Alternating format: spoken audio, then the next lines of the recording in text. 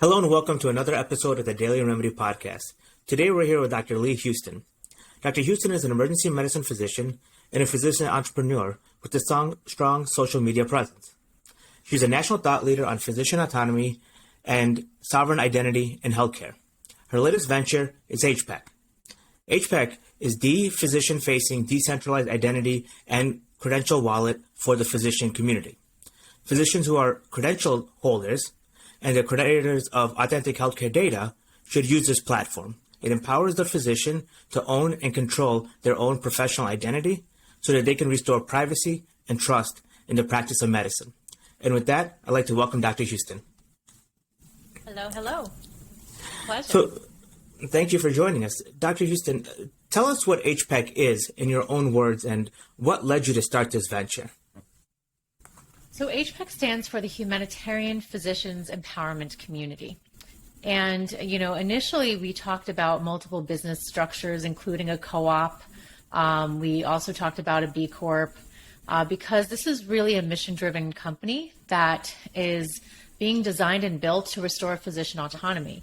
And a lot of people, ask, well, how does this do this? It doesn't really make sense. So, if we think about it, our credentials, our medical degrees, our licenses are the most valuable thing that we own.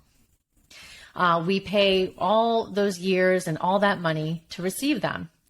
And right now, there's no way for us to actually authenticate proof of those credentials until now. There's now a new secure technology called decentralized identity. It's a new technology protocol that allows an individual to authenticate any data about themselves. Now, the reason this is important for us, physicians in the audience know that credentialing is a nightmare, and it's administratively this burdensome process. It takes 4 to 6, sometimes more months to prove your credentials in order to get a job or be, credentialed for an insurance company.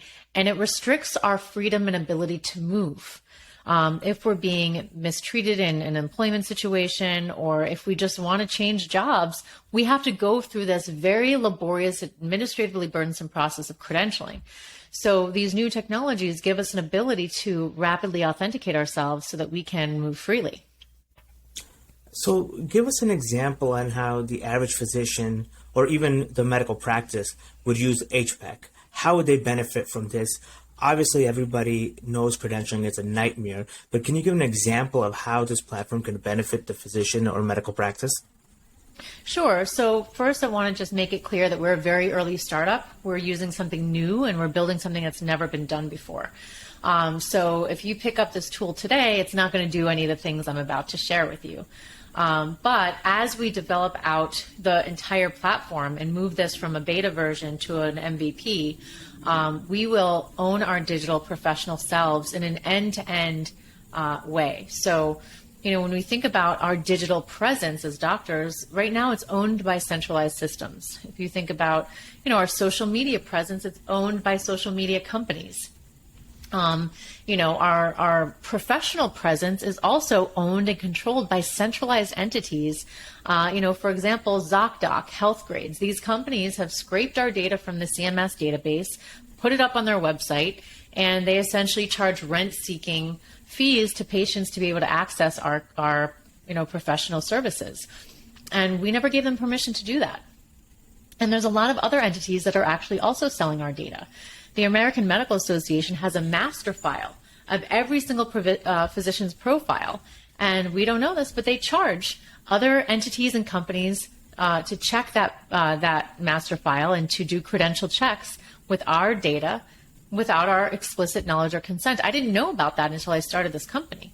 And so if we build this tool where we own our data, not only will we be allowed to move freely, but we can find each other, build private practices together, create opportunities for negotiation, collaborative negotiation, so that we can collaborate on par with large health systems and negotiate insurance rates that are more fair for us as independent doctors. But without this collaborative tool, we continue to remain in our silos, unable to really, move the needle forward or, compete with some of these larger vertically integrated entities.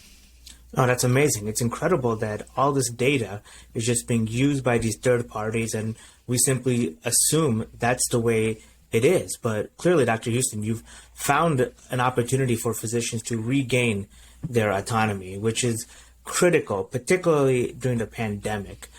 As a startup, much of your success is determined by the awareness you can raise. And it seems that HPEC has done a masterful job in raising awareness and building much needed credibility in the startup community. What is the message you're conveying and how is it resonating? Well, I think that, there's a lot of people complaining about the problems, but there's not a lot of solutions being presented. We have a unique opportunity where we actually have a solution to a lot of our problems. Now, it's somewhat abstract, so it does take some time to consider. But, I think it's time for us to start paying attention to these kinds of opportunities. And I think that the physician community has made it pretty clear that they're paying attention. What are some of the abstract concepts that you feel need more explaining than others? Because implicitly, it seems to make a lot of sense. I want control over my credentials. I want to maintain a certain level of autonomy. I don't want to pay for my own information. Where do you see the roadblocks in trying to convey that message to certain physicians? Well, I think that we've been made to believe that we have no power and we have no choice. One of my favorite quotes to share is, what exactly does she say? She says, the most common way people give up their power is by thinking that they don't have any. And so this is the author of The Color Purple. She's a civil rights activist, and that's us. It's MLK Day today, so it's actually interesting that I thought about this now. But, we've been made to believe that we don't have power, that there's no choice. And so there's a lot of physicians who hear this, they say, wow, that sounds really interesting. That sounds really cool. But how are you going to get them to use it? Yeah. People don't realize that we create the value. Without the physician talent, without our competency, without our skills, everybody dies. Yeah. Let's be really clear. So we need to stop thinking that we're not the ones with the power because we're the ones with all the power. Well said. And I hope that more physicians hear that. Anytime you talk about a technological platform, communication, or sharing, you're going to draw natural parallels to the world of social media. Do you welcome those comparisons, and are they fair? You mean comparing HPEC to social media? Yeah, let's say like a Facebook or a Twitter. Are those appropriate comparisons to make, or you would rather keep that distinction separate? Well, the difference is we're decentralized.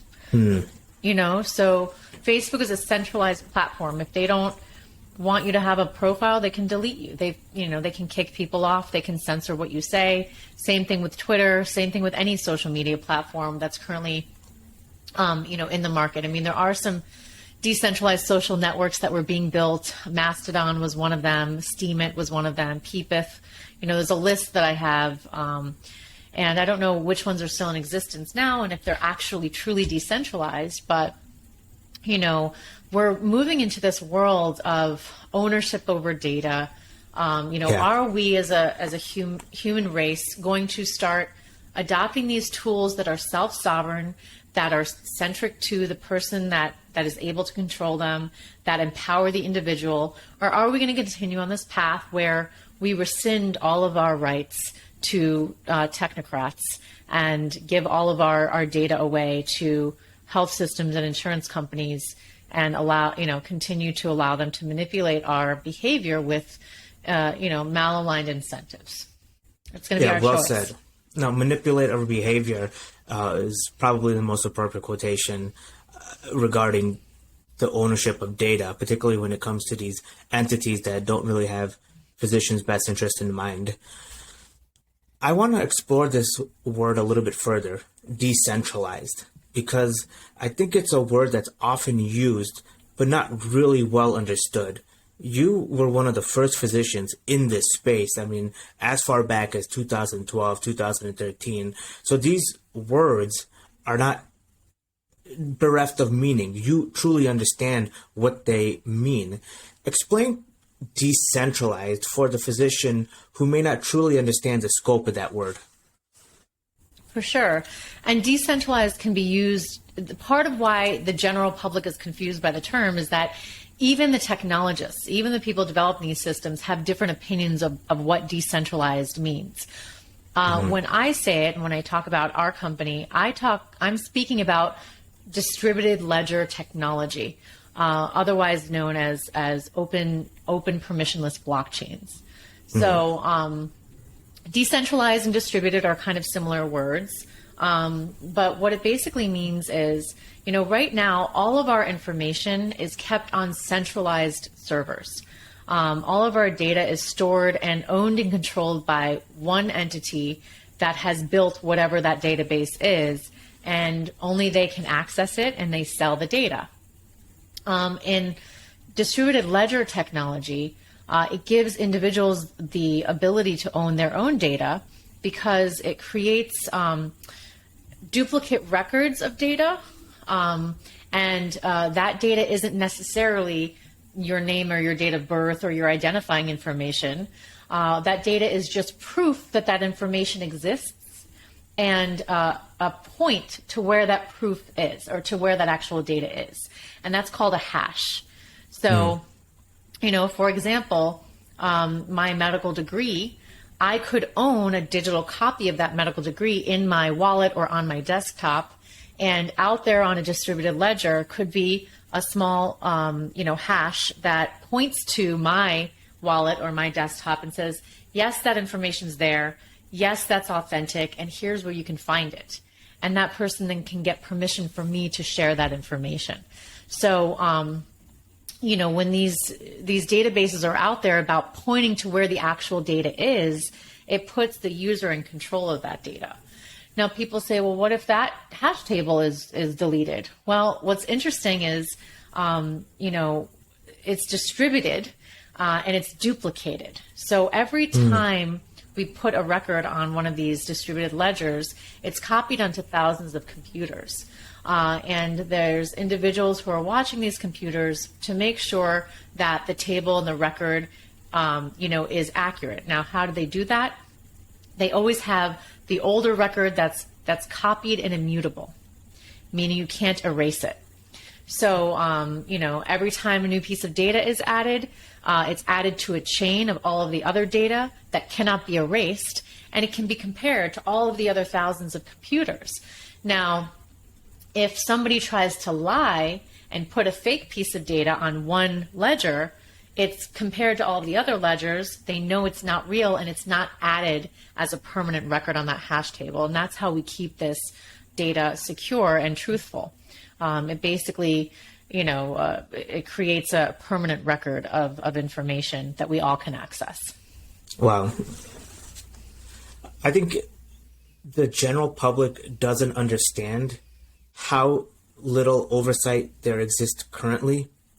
Kind of going through all of that and explaining the security that your mechanism affords and is in the process of developing to afford, compare that with the current standard right now. What can happen right now with the lack of oversight that exists?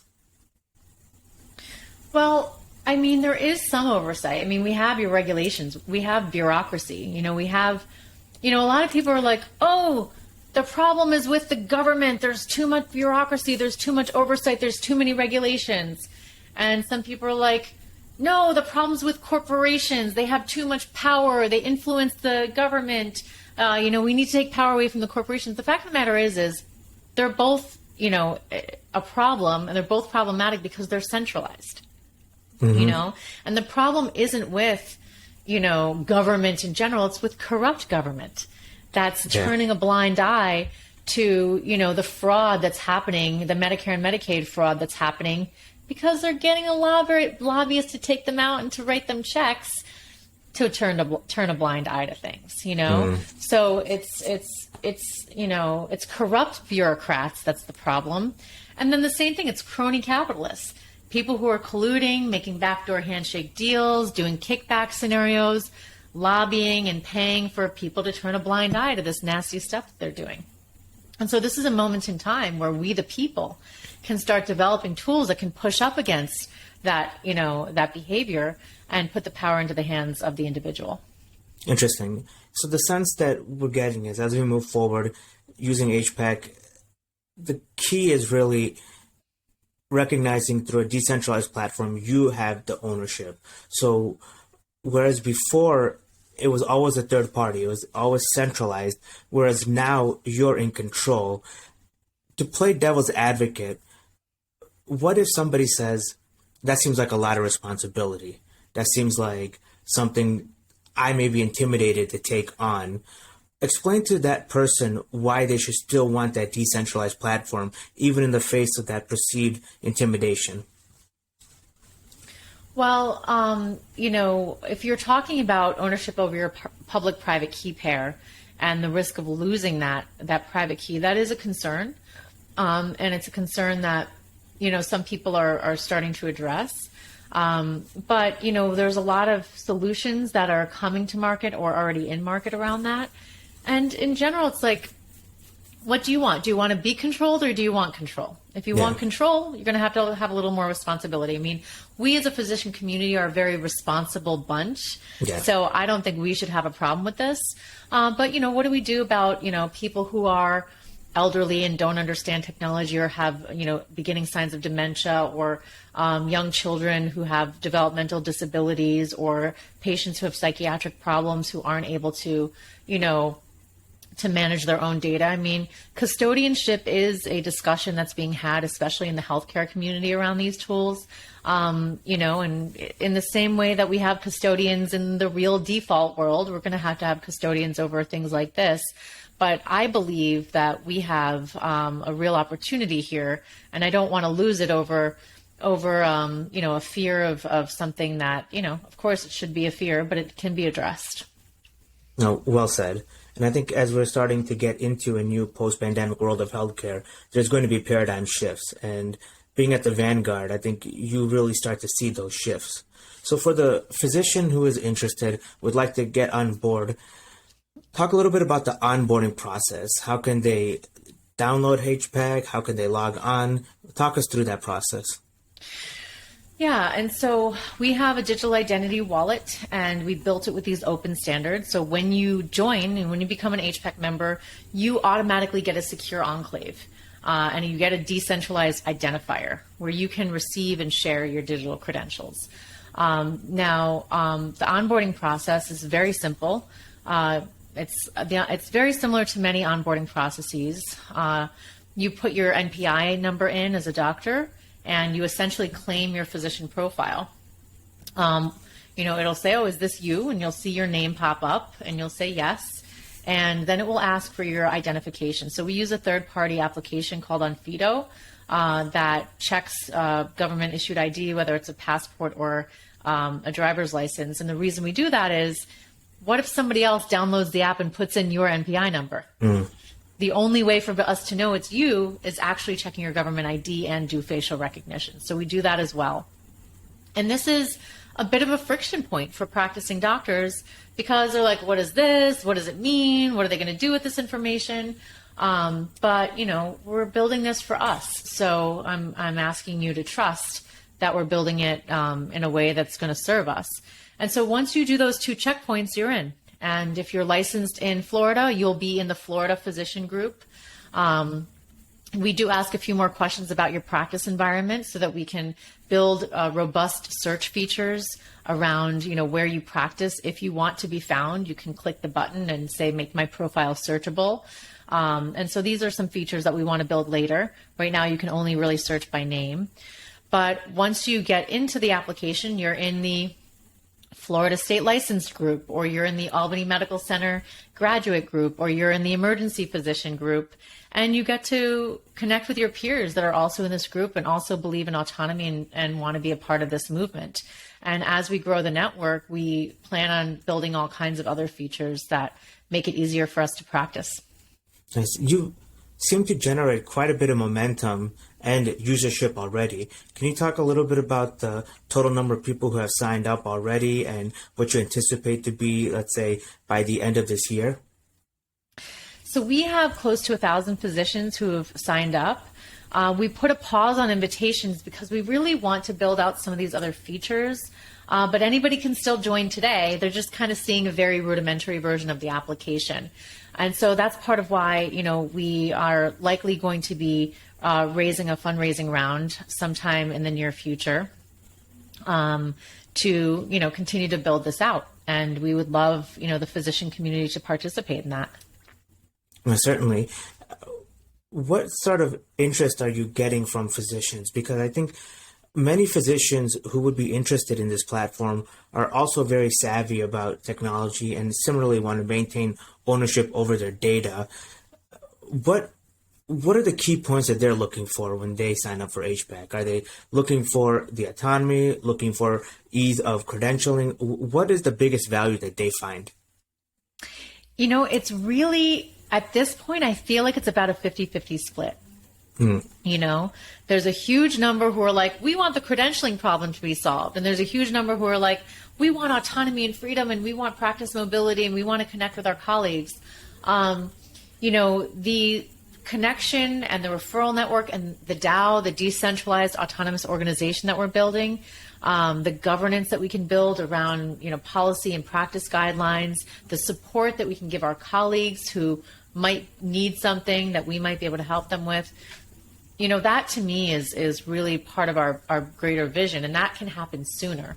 The credentialing piece, because it's a very new, we're creating essentially a paradigm shift in how we authenticate ourselves. Right. So, to get to market, to get to first revenue, it is going to take some time. We're very fortunate to have already signed some, agreements with residency programs where we're going to do a small research study, pilot projects with them in order to iterate on the product. So it's kind of both. Different people want different things, and that's why we're building both. Are you looking for residency programs to get involved with? Let's say a program director hears about HPEC. Is there a way for him or her to get involved or get in touch with you? If your department has grant money for research projects and you want to develop, use the Evercred system and develop with us, I'm totally open to those kinds of conversations today. However, until we raise capital, we're not really accepting any more research opportunities because it costs the company money, Right. And so until we have, a sustainable revenue generating model, we need to kind of be careful of that. But please reach out. We'll put you on the list to reach out to as soon as we're ready, kind of thing also. I just spoke to another residency program this week who is interested. So. Nice. And so let's say somebody listening wants to then sign up for HPEC. I understand that it's available on various platforms, Android, Apple. What do they search for? And then what does the bar look like for them to understand how to download it? So first of all, if you have a friend that's already a member, have them invite you. Because if you invite your colleagues and they join, you both get points. And those points could potentially later be used for goods and services and partnerships that we're working on developing right now. Deals and discounts on all kinds of things. So if you can get an invitation, get an invitation. But if not, you can just join and onboard on your own. You just download the application. You can go to HPEC on the app or Google Play Store and download the app and give it a go. And I'd love to hear feedback. I know that it's not exactly what we want it to be today, but I think that most people are saying that the onboarding process is really smooth, and that's because a lot of people provided a lot of feedback in the beginning when we were designing and developing this. So feedback's always appreciated. Nice. And in full disclosure, I have signed up. I am a member of HPEC. I found the platform to be extremely seamless. I'm a member of the Indiana Licensed Physician Group, and so it's nice to be able to communicate. So for what it's worth, I enjoyed using the platform, and I found it to be very helpful and to have private conversations with other physicians in similar mindsets of maintaining autonomy over their data.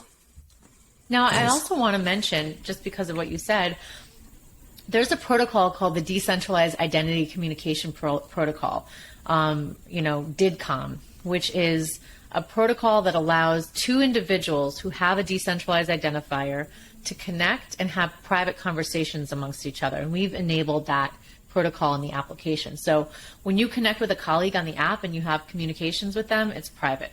And so that's another feature that we've built. So we're really excited about it. Nice. And that's currently available. That's right.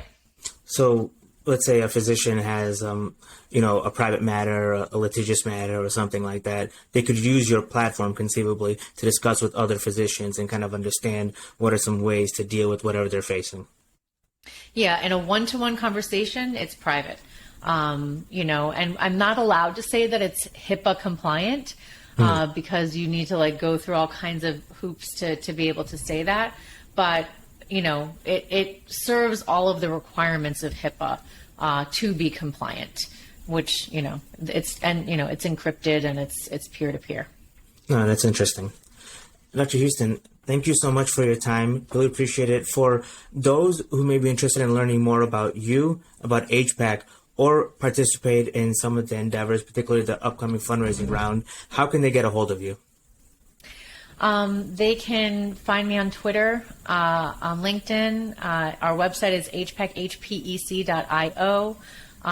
Join the app. I'm on the app. Connect with me. Invite your colleagues. Join us.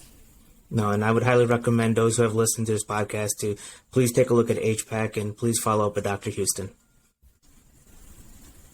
Awesome. Thank you so much.